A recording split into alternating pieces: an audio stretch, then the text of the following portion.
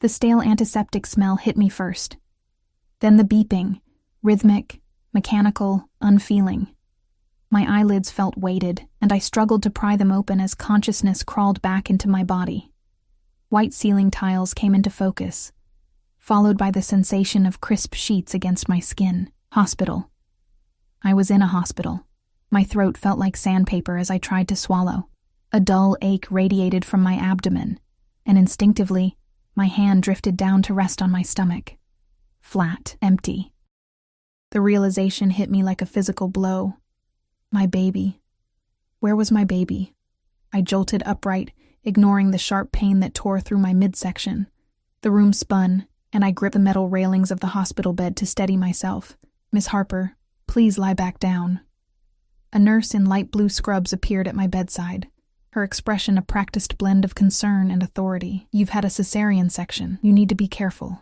"My baby," I croaked, my voice barely recognizable. "Where's my baby?" Her face softened.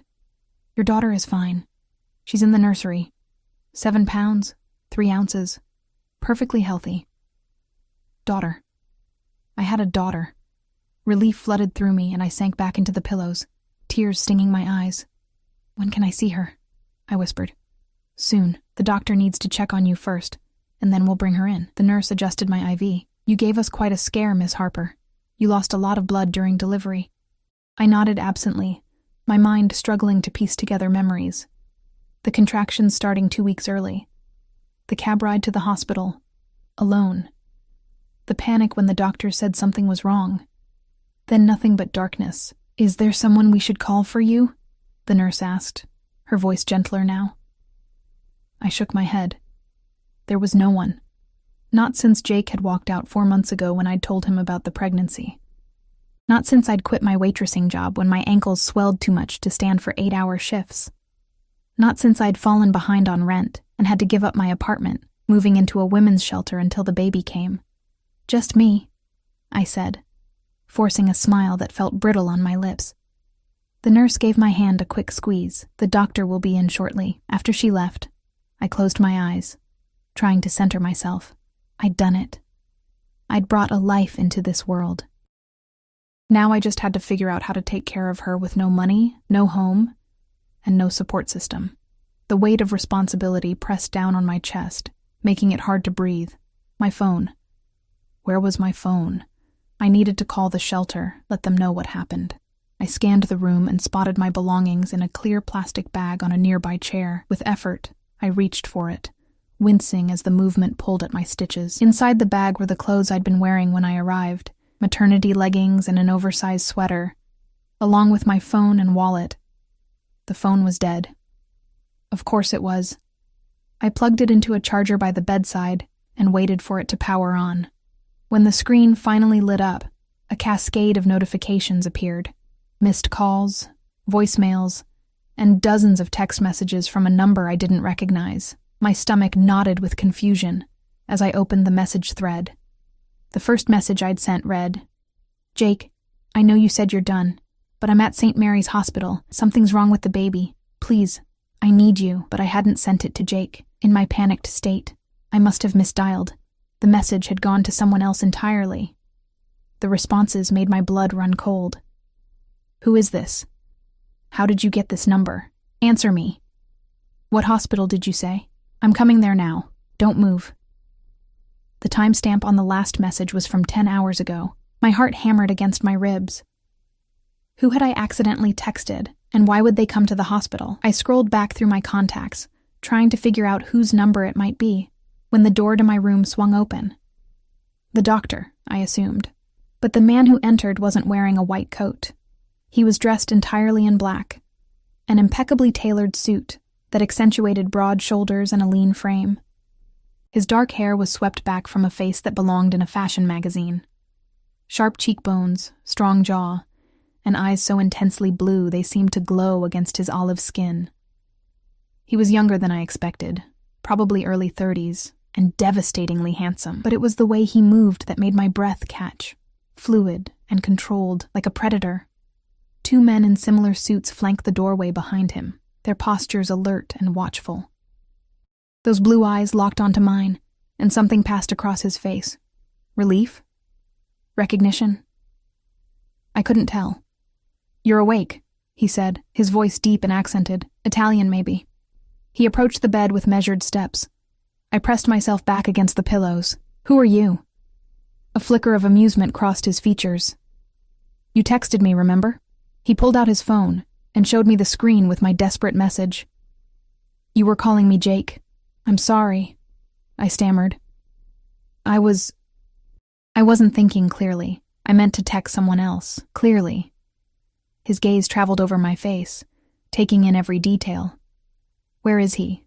This Jake? He's not involved anymore." Something dangerous flashed in his eyes. "The father of your child abandoned you?"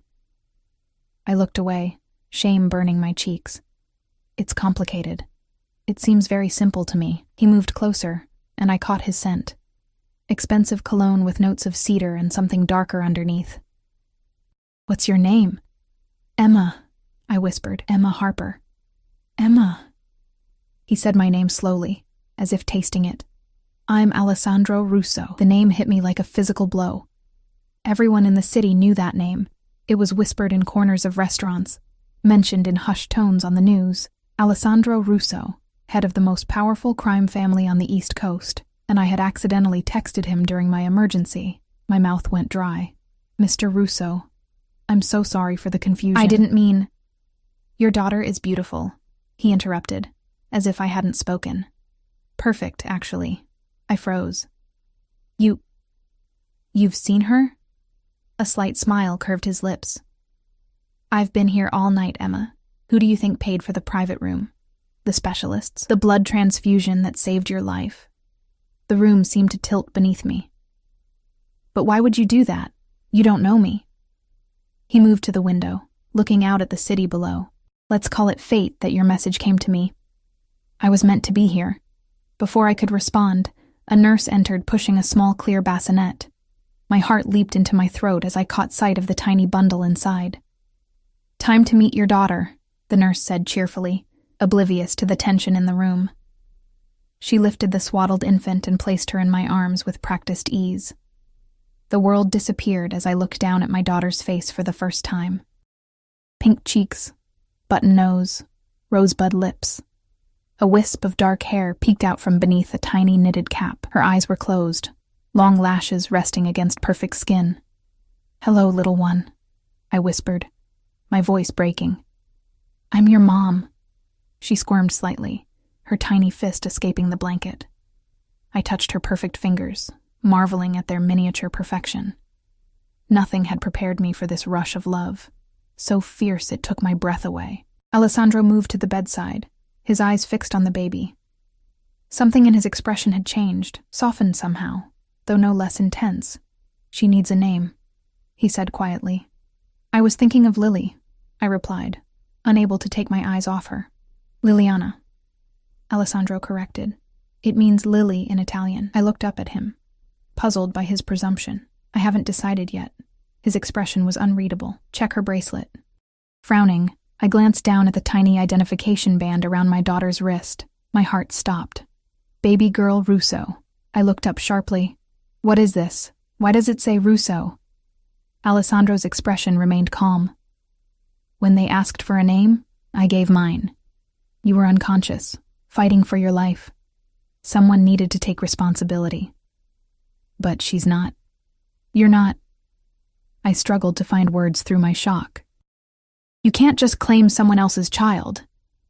"I've claimed nothing that wasn't abandoned," he replied, his voice hardening slightly. "The father left you both. You have no home, no money, no family.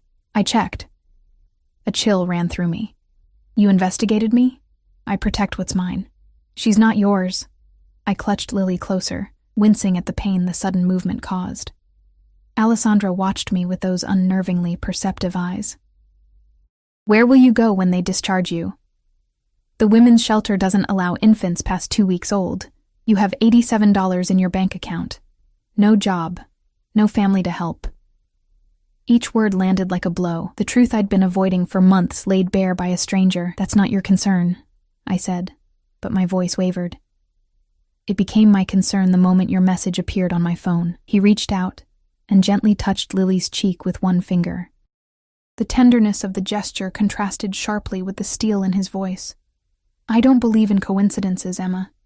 You reached out to me for a reason. It was a mistake, I insisted. There are no mistakes, only fate. He straightened, adjusting the cuffs of his immaculate shirt. You and Liliana will be coming home with me when you're discharged. I gaped at him. Are you insane? I don't know you. I'm not going anywhere with you. A slight smile played at the corner of his mouth, but it didn't reach his eyes. It wasn't a request, Emma. You have nothing. I have everything. Liliana deserves more than a homeless shelter for her first days of life. You can't force me to... I'm not forcing anything. I'm offering you a choice. His voice was dangerously soft. Accept my help. Give your daughter the life she deserves, or struggle alone. Pride is a luxury you can't afford right now. The brutal truth of his words hit me hard. What could I offer Lily? A spot on a shelter cot? Formula measured out to the last ounce because I couldn't afford to waste a drop? Alessandro reached into his jacket and pulled out a business card, placing it on the bedside table. Think about it. I'll return tomorrow. He leaned down and, to my shock, pressed a gentle kiss to Lily's forehead. Then he straightened, his gaze capturing mine once more. She has your eyes, he said quietly. Beautiful. Without another word, he turned and left the room, his two silent guards following in his wake. The door closed behind them, but his presence seemed to linger, like a shadow that wouldn't fade with the light. I looked down at my daughter's peaceful face, then at the bracelet that proclaimed her a Russo. How had my life unraveled so completely? How had a misdirected text message led to this moment, with a notorious crime boss claiming some sort of ownership over my child? And why, despite every instinct screaming danger, did a part of me feel relieved that someone, anyone, was offering help when I needed it most desperately? Lily stirred in my arms, her tiny face scrunching before relaxing again into sleep. I touched the plastic hospital bracelet on her wrist, tracing the letters of a surname that wasn't hers, wasn't mine, yet. The next 24 hours passed in a blur of nurse visits, feeding attempts, and fitful sleep interrupted by Lily's hungry cries. Each time the door opened, I expected to see Alessandro's imposing figure, but he didn't return. Only his business card remained on the nightstand, heavy cream cardstock with just his name, and a phone number embossed in black. I found myself staring at it during the long night hours, turning it over and over between my fingers. By morning, the reality of my situation had crystallized with brutal clarity. The social worker who visited confirmed everything Alessandro had said. The shelter's 2-week policy for newborns, the waiting list for transitional housing, the insufficient support from social services. Her pitying smile as she handed me pamphlets on public assistance felt like sandpaper against my already raw nerves. Do you have any friends or family who could help? She asked, clipboard ready. I shook my head. My parents had died in a car accident when I was in college. No siblings. The few friends I'd had drifted away during my pregnancy, uncomfortable with my circumstances or simply busy with their own lives. Jake had been my world for the 3 years we were together, and when he left, he took my social circle with him. What about the baby's father? She pressed. Not in the picture, I replied, the words bitter on my tongue. Jake's final text played on repeat in my mind. I never signed up for this. I'm not ready to be a father. Don't contact me again. The social worker made a note. Well, there are some emergency options we can explore, but I have to be honest. The system is overwhelmed. It could be months before something stable becomes available. After she left, I held Lily against my chest, breathing in her sweet newborn scent as tears slid silently down my cheeks. What kind of mother couldn't provide even the most basic security for her child? The doctor came by that afternoon to check my incision and discuss discharge plans for the following day. You're healing well, she said, making notes in my chart. Any questions about postpartum care? I had 1,000 questions, but only one that mattered. What happens if I have nowhere to go? She looked up, her expression carefully neutral. The hospital can't keep you beyond medical necessity. But I understand Mr. Russo has made arrangements? My head snapped up. What arrangements? He's covered all your medical expenses and indicated he would be handling your discharge. His assistant came by earlier to confirm. She must have seen the alarm on my face because she added, "Is that not the case?" Before I could answer, a light knock sounded at the door, and a tall woman with a sleek black bob and designer clothes entered. Everything about her screamed efficiency, from her posture to her sharp gaze that assessed me in one quick sweep. "Miss Harper? I'm Valentina Ricci, Mr. Russo's personal assistant." Her accent was similar to Alessandro's, but more pronounced. "I've come to discuss tomorrow's arrangements and bring you these." She set a glossy shopping bag on the bed. The doctor excused herself as Valentina pulled out what appeared to be new clothes. A soft gray sweater dress, leggings, and a plush cardigan, all with the tags still attached. She added a package of high-end maternity underwear, nursing bras, and a toiletry kit containing products that probably cost more than a month's rent at my old apartment. "Mr. Russo thought you might need these for discharge," she said, her tone matter-of-fact. "The car will be here at 11 tomorrow morning. The townhouse has been prepared for you and the baby." I stared at her. "I haven't agreed to go anywhere." Valentina's perfectly shaped eyebrow arched slightly. "Do you have alternative arrangements?" The question hung in the air between us. We both knew the answer. "Why is he doing this?" I asked instead. "I'm nobody to him." Something flickered across Valentina's face. Surprise, perhaps, or curiosity. "Mr. Russo has his reasons. It's not my place to question them." She placed a new smartphone on the table. "This is for you. Mr. Russo's number is programmed in. Call if you need anything before tomorrow." She turned to leave, then paused at the door.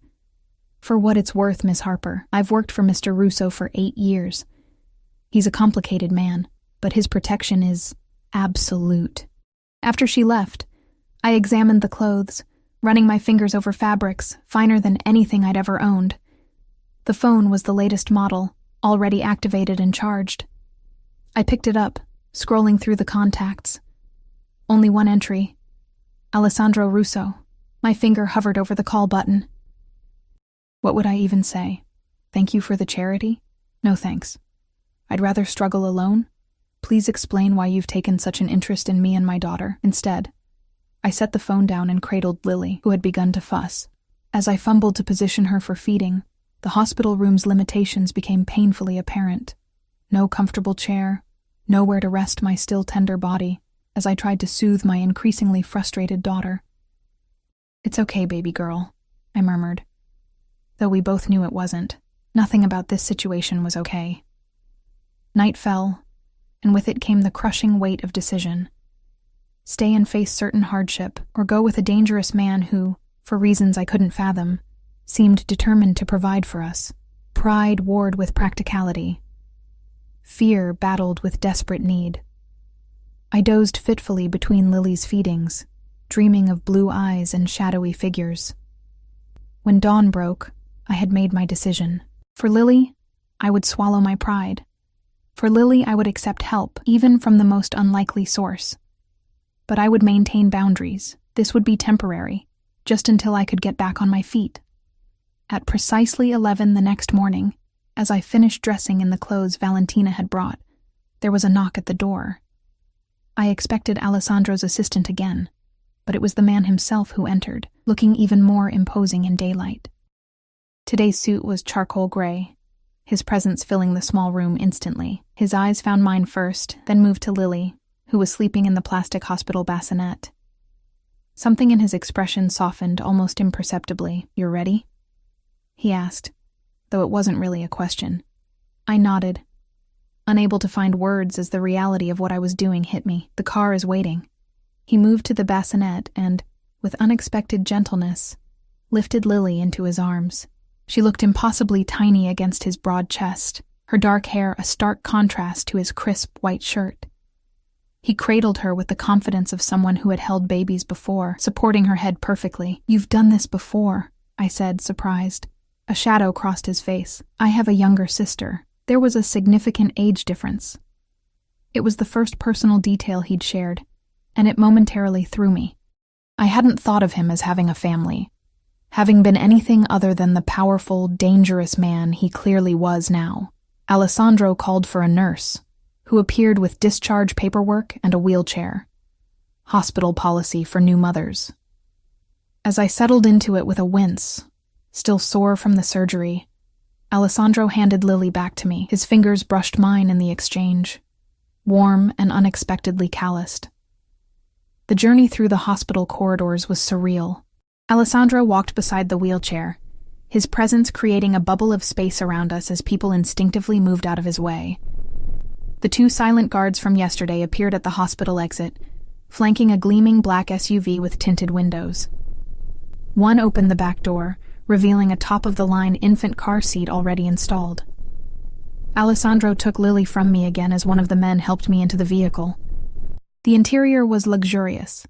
Soft leather seats, privacy partition, even a small refrigerator stocked with water and juice. Alessandro settled Lily into the car seat with surprising expertise, checking the straps twice before taking the seat beside me. The doors closed with a solid thunk that felt oddly final. "Where exactly are we going?" I asked as the car pulled smoothly away from the curb. "My townhouse in Beacon Hill," Alessandro replied. "It's secure, private, and has everything you and Liliana will need." I bristled slightly at his use of the full name I hadn't agreed to. "Her name is Lily." His eyes met mine, unreadable. "Liliana is a strong name. She'll grow into it." I wanted to argue, but exhaustion pulled at me, the events of the past days catching up all at once. Instead, I turned to look out the window as familiar city streets gave way to increasingly affluent neighborhoods. Finally, the car slowed in front of a stunning brick townhouse, 4 stories of historic architecture, updated with modern security features I could spot even from the street. Cameras, reinforced windows, a discreet but obvious security panel by the front door.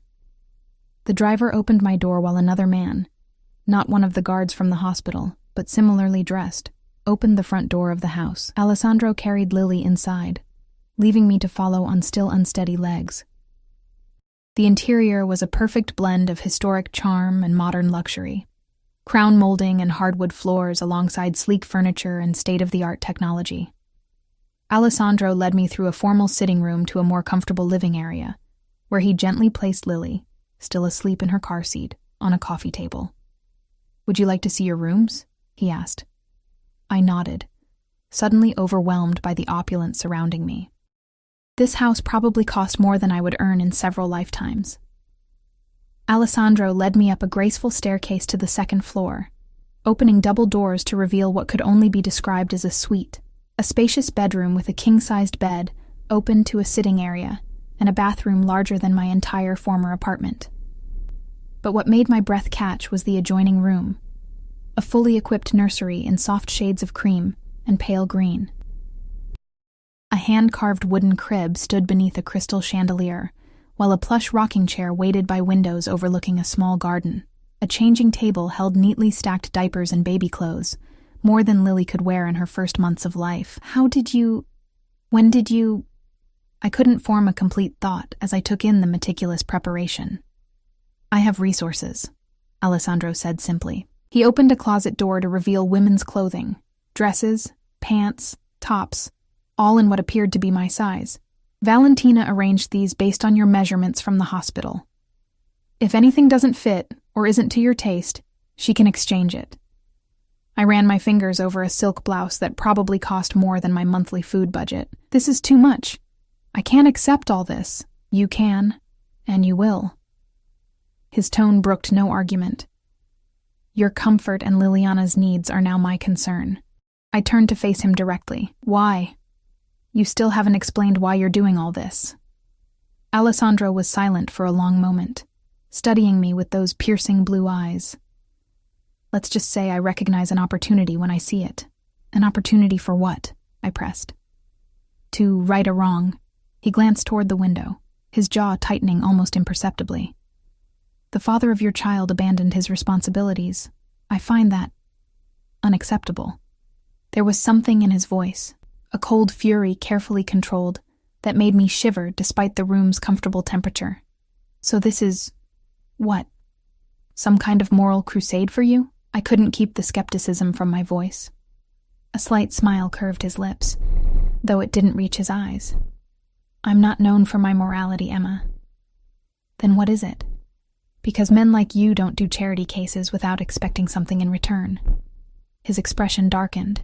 Men like me? I swallowed hard but stood my ground. Powerful men, dangerous men. You know who I am.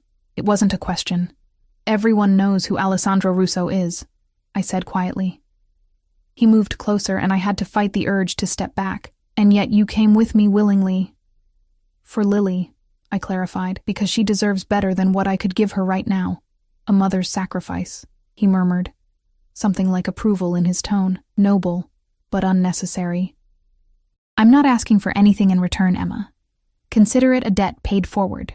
Before I could question him further, a cry echoed from downstairs. Lily awakening, hungry and disoriented in strange surroundings. I moved instinctively toward the door, but Alessandro placed a hand on my arm, stopping me. There are some ground rules, he said, his voice low and serious. You will stay within the house unless accompanied by me or my security team. The doors and windows are alarmed. Your phone is monitored. These measures are for your protection. Protection from what? I asked, alarm rising in my throat. I have enemies, he said simply. By accepting my help, you've potentially made yourself a target. I won't take chances with your safety or Liliana's. Another cry from Lily, more insistent this time. So we're prisoners here, I stated flatly. Alessandro's expression hardened. Your guests under my protection. There's a difference. But as I brushed past him to tend to my daughter, the distinction felt academic at best. I had traded one form of vulnerability for another, exchanged desperation for dependence. What I couldn't yet determine was whether I'd made a terrible mistake. Days blended into one another in Alessandro's townhouse. Despite the luxury surrounding us, I existed in a state of limbo, safe but confined, cared for but controlled. Each morning, I awoke to fresh flowers on the nightstand and the sounds of Lily's gentle breathing from the bassinet I'd insisted on keeping beside my bed instead of using the nursery. A week passed, then 2. My body healed, the surgical scar fading from angry red to pink as I settled into the strange rhythm of this new life. Motherhood consumed me, feeding schedules, diaper changes, brief moments of sleep snatched between Lily's needs. Through it all, Alessandro remained a shadowy presence, coming and going at odd hours, sometimes absent for days, other times appearing unexpectedly in the doorway of the nursery, while I rocked Lily to sleep. He never touched me, maintaining a careful distance that somehow felt more intimate than contact. But his eyes followed my movements, studying me when he thought I wouldn't notice.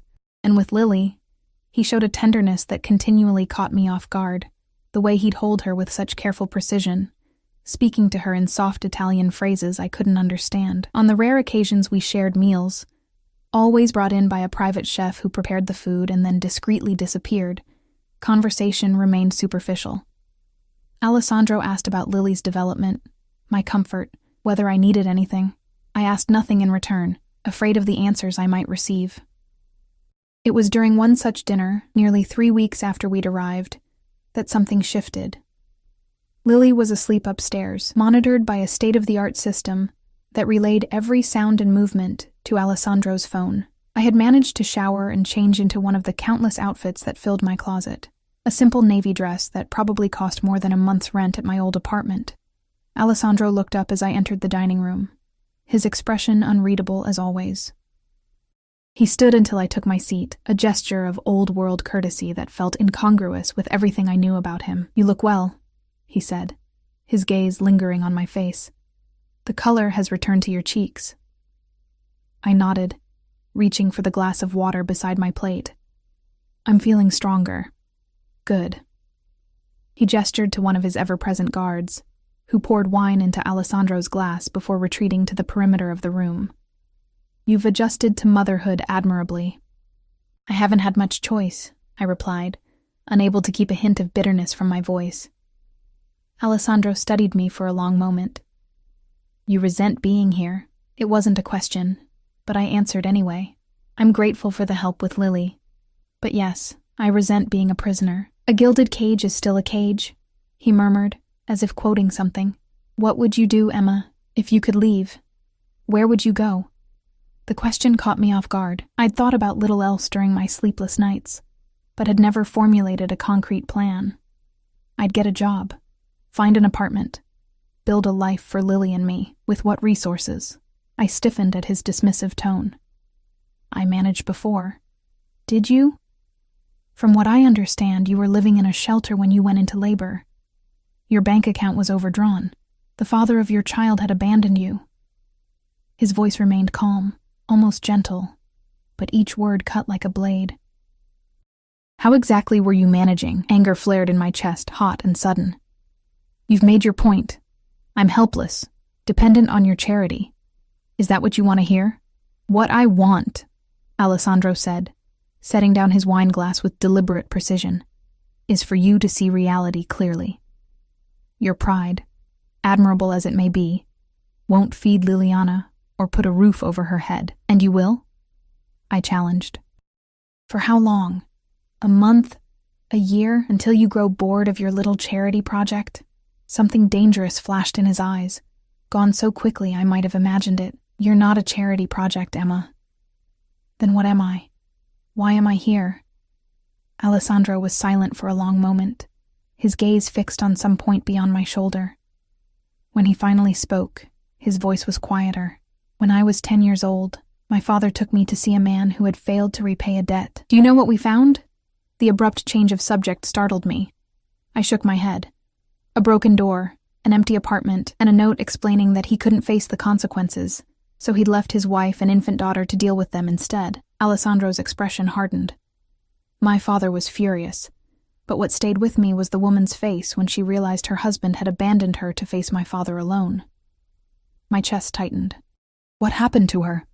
My father was a brutal man, but he had one principle. Women and children were not to be harmed. Alessandro's lips curved in a mirthless smile. He forgave the debt, arranged for the woman to return to her family in Sicily, said a man who would abandon his child deserved to lose everything. I struggled to understand the connection. Is that why I'm here? Because of something your father taught you? You're here because the moment I saw you in that hospital bed, exhausted and alone with a child whose father had abandoned you both, something shifted. He paused, seeming to choose his words carefully. Call it conscience if you believe I have one. Everyone has a conscience, I said quietly. His smile was razor sharp. You're very naive, Emma. Before I could respond, his phone buzzed. Alessandro checked the screen, his expression instantly hardening. He stood, straightening his jacket with a practiced motion. I need to go. There's a situation that requires my attention. He paused, then added, Don't wait up. I never do, I replied, the words coming out more wistfully than I'd intended. Alessandro studied me for a moment longer, something unreadable in his gaze. Then he was gone. The quiet click of the front door, the only evidence he'd been there at all. Left alone, I wandered through the house, a luxury prison I still hadn't fully explored. The ground floor contained the formal rooms, living room, dining room, study. The second floor held our bedrooms and the nursery. The third floor remained a mystery, its door always locked. I paused at the foot of the stairs leading to that forbidden floor, my hand on the polished banister. What secrets did Alessandro keep there? The darker side of his business, perhaps? Evidence of the criminal empire everyone whispered about? A soft cry from the baby monitor clipped to my waist interrupted my thoughts. Lily was awake, hungry again. I hurried back upstairs to the nursery, pushing aside questions about Alessandro's past and my uncertain future.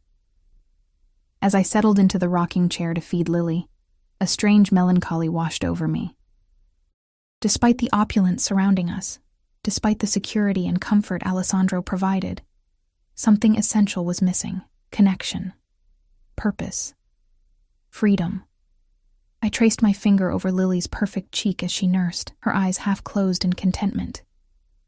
What are we doing here, little one? I whispered. What does he really want from us? Lily's only answer was to continue nursing, oblivious to the complexities of adult motivations. Later that night, unable to sleep, I ventured downstairs for a glass of water. The house was quiet, the security team invisible but undoubtedly present. As I passed Alessandro's study, a sliver of light beneath the door caught my attention. He was back. I hesitated, then knocked softly. "Come in," his voice called, sounding tired. The study was all dark wood and leather, walls lined with books in multiple languages. Alessandro sat behind a massive desk, his jacket discarded, shirt sleeves rolled up to reveal strong forearms. A tumbler of amber liquid sat untouched before him. He looked up, surprise flickering across his features. "Emma, is everything all right? Is Liliana?" "She's fine," I assured him quickly. "Sleeping. I just couldn't rest." Alessandro gestured to a chair across from the desk. "Join me then." I sat, suddenly aware that this was the first time we'd been truly alone together, without guards or staff hovering nearby. In the dim light, the harsh lines of his face seemed softer, the intensity of his gaze muted. "You look tired," I observed, then immediately regretted the familiarity, but Alessandro just gave a slight nod. "It's been a long day." "Business troubles?" I asked hesitantly. A shadow of amusement crossed his face. "Are you asking about my criminal enterprises, Emma?"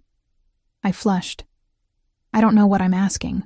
"Yes, you do." He leaned forward slightly. "You want to know who you're living with. What kind of man brings a woman and her newborn into his home with no apparent motive?" "Is there a motive?" I asked directly, my heart pounding. Alessandro was quiet for a long moment, studying me with an intensity that made me want to look away. But I held his gaze, determined to get at least one honest answer. "I told you about my father," he finally said. "What I didn't tell you is that my mother left when I was 8, disappeared one night, leaving nothing but a note saying she couldn't live this life anymore." His voice was flat, emotionless. "My sister was just a baby. I practically raised her while my father built his empire. I absorbed this, trying to see the connection. You think I would abandon Lily? No." His response was immediate, certain. "But I know what it is to be a child whose parent walked away, and I know what it is to step into a role you never asked for. So this is... what? Empathy?" Alessandro's laugh was short, humorless. "I'm not known for empathy, Emma." "Then what?" He stood abruptly, moving to a cabinet where he poured another drink. "When you texted me by mistake, I had just left the cemetery. Yesterday was the anniversary of my sister's death. The revelation hit me like a physical blow. I'm sorry. I didn't know." "Why would you?" He took a sip of his drink, his back to me. "She died in childbirth 3 years ago. The baby, too. Her husband couldn't handle the grief, put a bullet in his brain 6 months later." I pressed a hand to my mouth, horror washing through me. "Alessandro, when your message came through, a pregnant woman alone, in trouble, it felt like..." He shook his head, turning to face me. "I'm not a good man, Emma. I've done things that would terrify you. But in that moment, I thought perhaps I could do one good thing. Honor my sister's memory by helping you and your child." The raw pain in his voice stripped away the fearsome image I'd built of him, revealing something profoundly human underneath. I stood and moved toward him, stopping just out of reach. "Thank you for telling me," I said softly. "And for helping us." Alessandro set down his glass, his eyes never leaving mine. "I don't want your gratitude." "What do you want?" I asked, the question barely above a whisper. For a heartbeat, something flared in his gaze, something hungry and fierce that made my pulse quicken. Then it was gone, locked away behind his careful control. "It's late," he said, stepping back. "You should rest while Liliana is sleeping." I nodded, recognizing the dismissal. But as I turned to leave, his voice stopped me at the door. "Emma." When I looked back, his expression was grave. "I meant what I said about keeping you safe. My business, there are dangerous elements, people who would use any perceived weakness against me." "And we're a weakness?" I asked. "You're under my protection. That makes you a target." "Is that why we're kept here like prisoners?" Alessandro's jaw tightened. "Would you prefer I left you vulnerable?" "I'd prefer a choice," I answered honestly. Something like respect flickered in his eyes. "Tomorrow," he said after a moment. "We'll go out tomorrow, you, me, and Liliana. There's a private park near here, secure. You need fresh air, and Liliana should feel the sun." The simple offer of freedom, however limited, made my throat tighten unexpectedly. "Thank you." Alessandro nodded once, then turned away, effectively ending our conversation. But as I climbed the stairs back to my room, I felt something had fundamentally shifted between us. The walls he maintained so carefully had cracked, just enough to glimpse the man behind the fearsome reputation, and what I'd seen was far more complex and far more dangerous to my heart than I could have imagined. True to his word, Alessandro arranged for our outing the following day. The morning dawned crisp and clear, autumn painting the trees in brilliant reds and golds. I dressed Lily in one of the countless outfits filling her closet, a tiny sweater dress with matching tights and a miniature peacoat that made her look like she belonged on a baby fashion runway. I chose a simple cream sweater and jeans for myself, suddenly self-conscious about my still recovering postpartum body. When I came downstairs with Lily nestled in my arms, Alessandro was waiting in the foyer. He wore dark jeans and a charcoal cashmere sweater that transformed him from intimidating crime boss to devastatingly handsome man. The casual attire softened his sharp edges, making him appear almost approachable. His eyes warmed at the sight of Lily. "She looks like a principessa," he said, reaching out to touch her tiny hand. Lily instinctively wrapped her fingers around his index finger, and something in Alessandro's expression shifted, a tenderness appearing that made my heart stutter. "The car is ready," he said after a moment. "I've arranged for a picnic in the garden." Outside, the sleek black SUV waited with two security guards, Marco and Dominic, whose names I'd finally learned, standing at attention. Alessandro helped me secure Lily in her car seat before sliding in beside me. The drive was short, just a few minutes through the exclusive neighborhood before we turned into a gated private park, accessible only to residents of the surrounding estates. The garden, as Alessandro had called it, was actually a stunning botanical sanctuary with winding paths, carefully tended flower beds, and ancient trees providing dappled shade. A secluded area had been prepared for us. A plush blanket spread beneath a maple tree, a wicker hamper waiting, and not another soul in sight. "You arranged all this?" I asked as Alessandro carried Lily while I struggled to manage the diaper bag.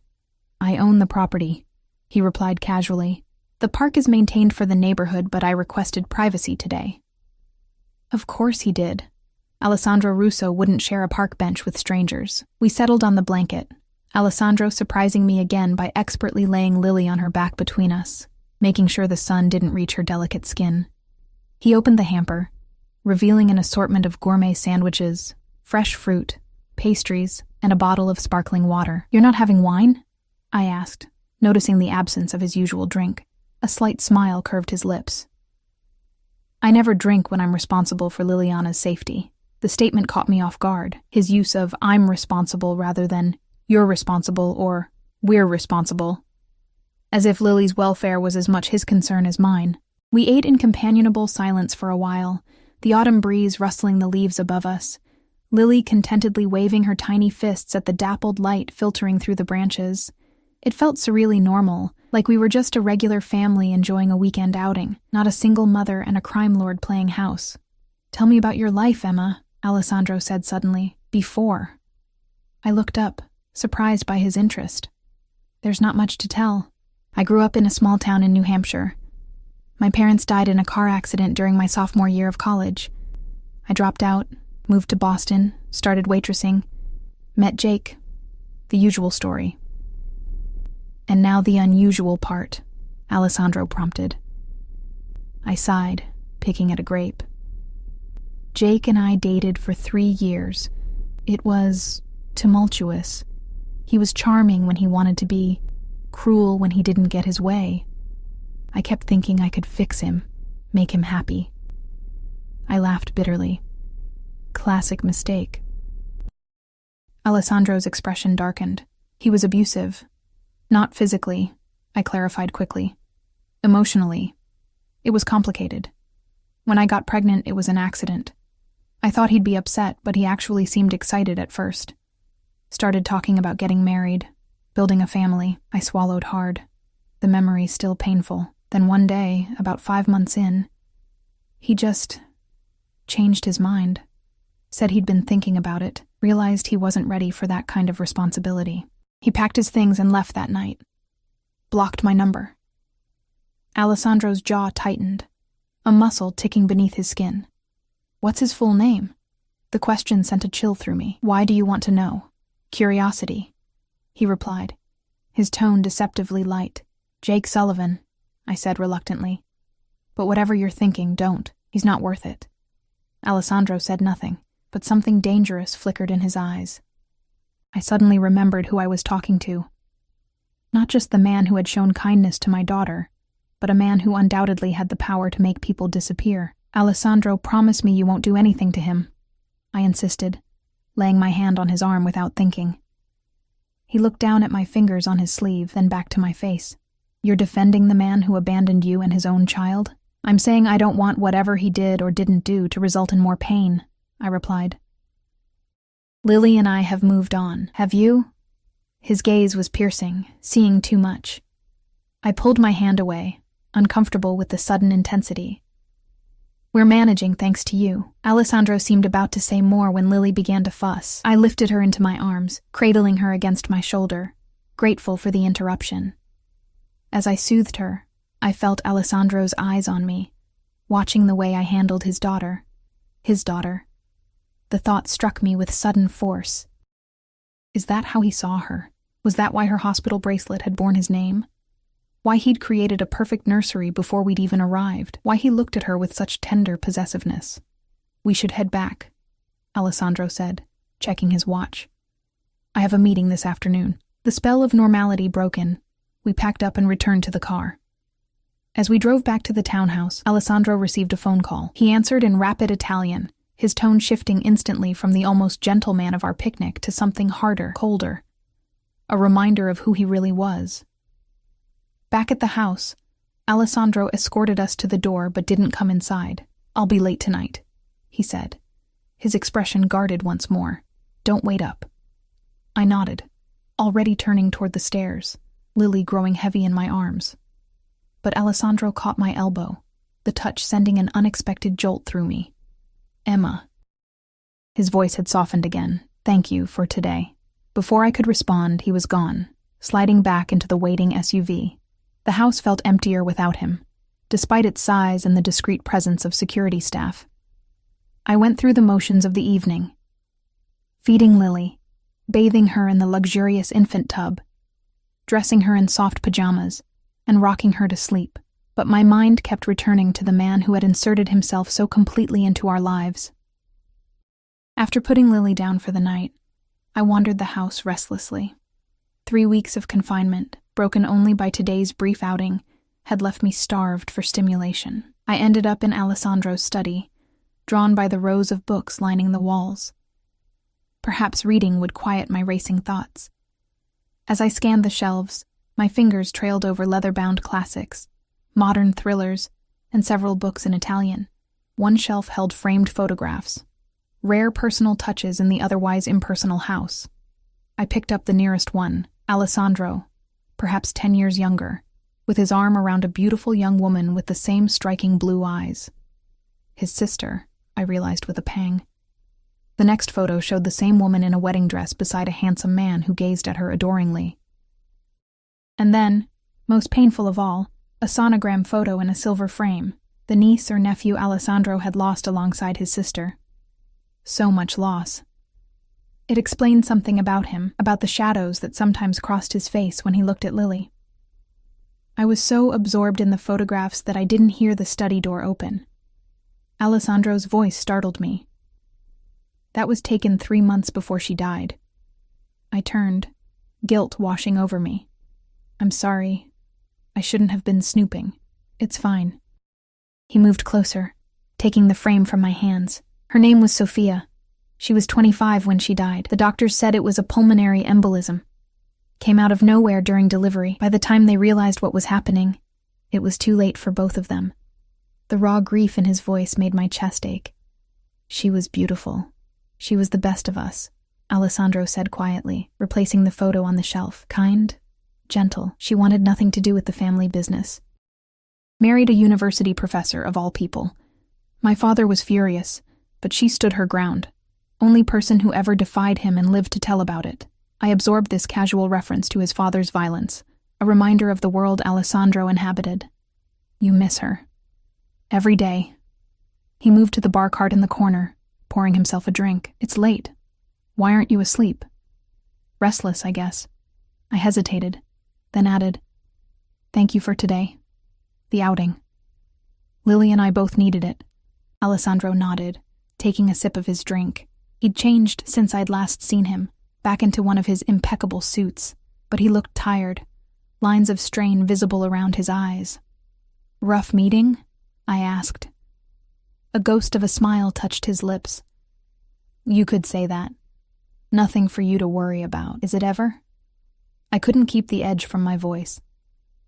We live in your house, eat your food, depend on your protection, but we're kept completely separate from your life. Alessandro set down his glass. Would you prefer to be involved in my business dealings, Emma? To know exactly how I make the money that keeps you and Liliana in comfort?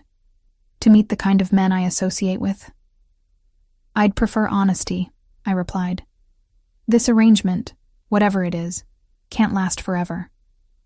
At some point, Lily and I need to build a real life. Something darkened in his expression. You're not happy here? That's not the point. We can't stay in this beautiful cage indefinitely. Why not? The question was soft, dangerous. I stared at him, caught off guard by the intensity of his gaze. Because it's not real. You're not Lily's father. I'm not my what? He pressed when I trailed off. I couldn't find the right word. Wife? Partner? Possession? What exactly was I to Alessandro Russo? This arrangement was meant to be temporary, I finally said. Until I got back on my feet. Alessandro moved closer, close enough that I could smell his cologne mingled with the scent of whiskey on his breath. And if I want it to be permanent? My heart hammered against my ribs. What are you saying? I'm saying that in the 3 weeks you've been here, Liliana has become, he paused, seeming to search for the right word, important to me. And me? I asked, my voice barely above a whisper. What am I to you, Alessandro? His eyes darkened, pupils dilating, a complication I didn't anticipate. Before I could process what that meant, his phone buzzed insistently in his pocket. With a muttered curse, he checked the screen, his expression hardening instantly. I have to take this, he said, already moving toward the door. We'll continue this conversation tomorrow. But he paused at the threshold, turning back to me with an expression I couldn't decipher. For what it's worth, Emma, I haven't thought of this as temporary since the moment you walked through that door. Then he was gone, leaving me alone with racing thoughts and a heart that beat too fast for comfort. What had just happened? Was Alessandro suggesting he wanted us to stay permanently, and in what capacity? As I climbed the stairs back to my room, checking on Lily sleeping peacefully in her bassinet, a terrible realization dawned. Whatever Alessandro's initial motivations, guilt, empathy, some misplaced sense of responsibility, something had shifted. The way he looked at Lily, the fierce protectiveness, his insistence on calling her Liliana Russo. He wasn't just helping us out of charity. He was claiming us as his own, and the most unsettling realization of all, part of me didn't want to fight it. Part of me, traitorously, wanted to belong to Alessandro Russo, dangers and all. I slipped into bed, staring at the ceiling as confusion and longing warred within me. How had I gone from accidentally texting a stranger to contemplating a life with one of the most dangerous men in the city? How had my desperation for security transformed into something that felt dangerously like attraction? And most importantly, what would happen when Alessandro Russo decided he was tired of playing the benevolent protector and showed me the darker side of his nature? The answer came sooner than I expected. I was awakened just after midnight by shouting downstairs, male voices, harsh and urgent. Lily stirred beside me, and I quickly soothed her back to sleep before slipping out of bed. Heart pounding, I crept to the bedroom door and opened it a crack, straining to hear. Alessandro's voice cut through the chaos, his tone glacial with controlled fury. How did they find the location? Someone talked. A voice I recognized as Marco's responded. We're checking everyone, boss. The leak will be found. And the shipment? Lost. We managed to get our people out before the raid, but the merchandise is gone. Alessandro swore in Italian, the words unfamiliar but their meaning clear from his tone. Double the security here. No one gets within a block of this house without my knowledge. Footsteps approached the stairs, and I hastily shut the door, retreating to bed. But I couldn't fall back asleep, my mind racing with what I'd overheard. A raid. Lost merchandise. The reality of Alessandro's world had suddenly crashed into mine, and the collision left me shaken. Morning came, and with it, an unusual silence. No sounds of Alessandro moving about downstairs, no staff preparing breakfast. When I ventured downstairs with Lily after her morning feeding, I found the kitchen empty, but for a note on the counter in Alessandro's precise handwriting. Stay inside. Security enhanced. Will explain tonight. The day stretched endlessly, tension building with each passing hour. I caught glimpses of unfamiliar men patrolling the perimeter through the windows, their bulges beneath their jackets leaving little doubt they were armed. By evening, my nerves were stretched to breaking point. Alessandro finally returned as night fell, his entrance marked by the efficient murmur of security protocols. When he appeared in the doorway of the living room where I'd been pretending to read while Lily napped in her portable bassinet, the sight of him stole my breath. He looked dangerous. Not the controlled, elegant danger I'd grown accustomed to, but something rawer, more primal.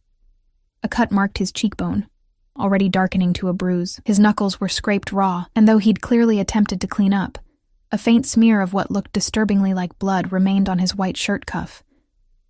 "You're hurt," I said, rising from the couch. Alessandro waved away my concern. "It's nothing." "What happened?" I demanded, my earlier fear hardening into anger. "I heard shouting last night. Men with guns have been circling this house all day. Lily and I deserve to know if we're in danger." His expression tightened. A business arrangement went badly. Some associates thought they could take advantage of a situation. They've been corrected. The clinical way he described what had clearly been violence made my skin crawl. "Corrected," I repeated. "Is that what you call it when you beat someone bloody?" Alessandro's eyes flashed. "Would you prefer I let them threaten what's mine? Let them think they can move against me with no consequences? What's yours?" I echoed. "Is that what we are to you? Possessions?" He moved closer, his intensity filling the room. "You're under my protection. That makes you my responsibility. We never asked for this." I gestured wildly at our surroundings. "This gilded cage, this dangerous life. I texted you by mistake." "And yet here you are," he countered, his voice dropping dangerously. "Accepting my hospitality, my protection, my—" "What choice did I have?" I interrupted, my voice cracking. I was desperate. Alone. But I'm not so desperate now that I'll risk my daughter's safety. Alessandro went very still. "You think Liliana isn't safe with me?" "I think your world is violent and dangerous," I replied. "I heard enough last night to know that.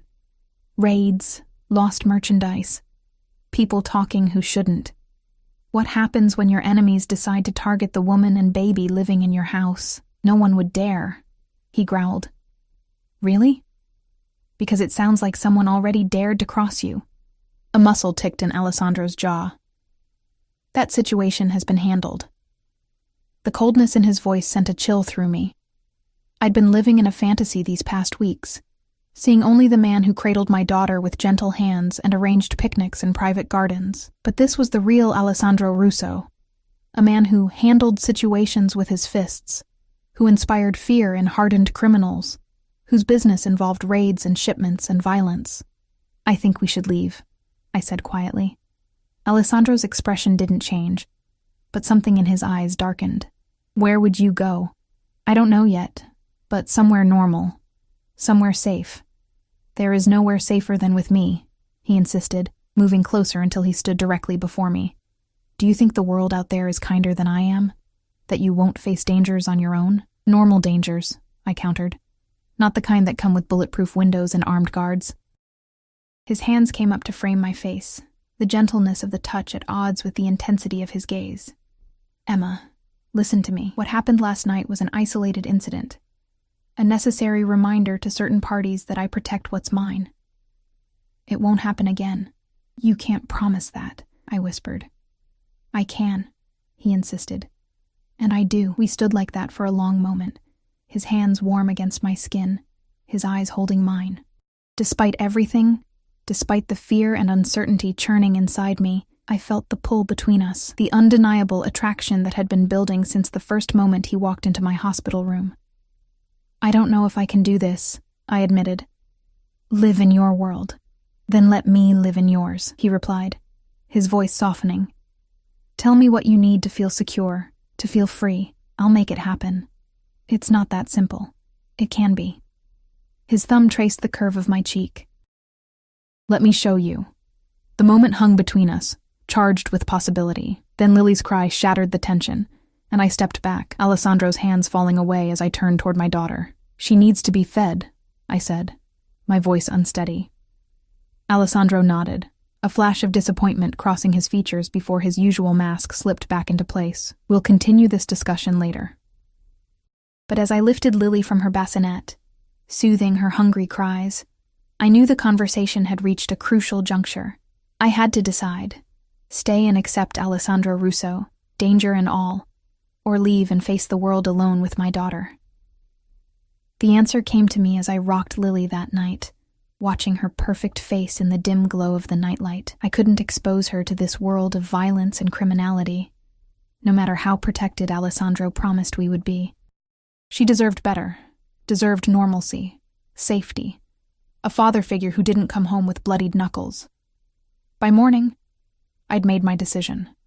I packed a small bag with essentials for Lily and the few possessions I'd arrived with, the fancy clothes, the designer baby outfits, those I left behind.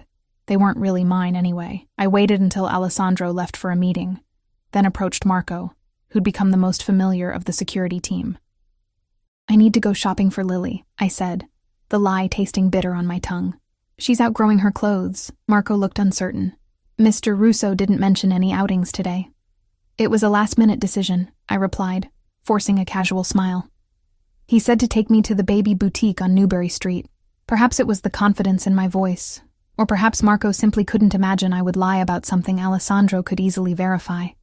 Whatever the reason, he nodded. "I'll bring the car around." 20 minutes later, we pulled up outside an exclusive children's store. "I'll come with you," Marco said, moving to open my door. "That's not necessary," I countered quickly. "Lily gets fussy around too many people.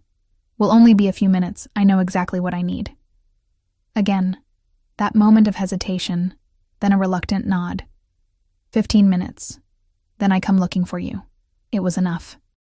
The moment we entered the store, I headed straight for the back, where I'd spotted a staff exit during our previous shopping trip. With Lily secured against my chest in her carrier, the diaper bag slung over my shoulder, I slipped through the door into a service alley. My heart pounded as I hurried away from the store, expecting at any moment to hear Marco's shout or feel his hand on my shoulder. But the streets grew busier as I reached the main thoroughfare, and I blended into the midday crowd. At the nearest subway station, I paused at an ATM, withdrawing the maximum amount from the account Alessandro had set up for me. $500. It wouldn't last long, but it was a start. Then I descended into the station, boarded the first train that arrived, and watched the city that had briefly been my gilded prison fade into the distance. I had no plan beyond escape, no destination in mind. But as the train carried us farther from Alessandro's world, I felt both terrified and strangely liberated. Whatever came next would be my choice, my responsibility. No more dependency, no more uncertainty about motives or expectations. 3 stops later, my phone buzzed. Marco, undoubtedly, realizing I'd fled. I turned the device off and dropped it into a trash can at the next station. Alessandro could track it, use it to find us. By evening, Lily and I had checked into a modest motel on the outskirts of the city, paid for in cash. As night fell, I sat on the edge of the bed, watching my daughter sleep, doubt creeping in with the darkness. Had I made a terrible mistake? Traded safety and security for freedom that might prove more dangerous in the end? I was still questioning my decision when a soft knock sounded at the door. My blood froze. How had he found us so quickly? With trembling hands, I approached the door, peering through the peephole. Alessandro stood in the dim hallway, alone, no security team visible. "Emma?" he called softly. "Open the door, please." I should have remained silent, pretended we weren't there, but something in his voice, a vulnerability I'd never heard before, made my hand move to the lock. When I opened the door, the man before me looked nothing like the powerful crime boss I'd come to know. He looked tired, worried, his usual perfect composure fractured. "How did you find us?" I whispered. "Did you think I wouldn't?" he replied, his voice equally soft. "That I would let you and Liliana disappear without a trace? You can't stop us from leaving," I said. Though my resolve was already weakening, Alessandro's eyes held mine. "I'm not here to stop you. I'm here to tell you that whatever you decide, wherever you go, my protection goes with you. You want freedom? I'll give it to you. A home of your own, financial security, distance from my business, whatever you need." "Why?" I demanded. "Why go to such lengths for us?" "Because in the weeks you've been in my life, you've become essential to it," he replied simply. "You and Liliana. Your business can be managed differently," he interrupted. "Legitimized. It was already in progress before you came into my life. For Sophia initially, now for you. For Liliana." I stared at him, trying to read the truth in his eyes. "People don't just walk away from your world." "I'm not walking away," he clarified. "I'm evolving it, building something that can exist in the light." "And us?" I whispered. "What would we be to you?" Alessandro reached out, his fingers brushing mine hesitantly. "Family, if you'll have me.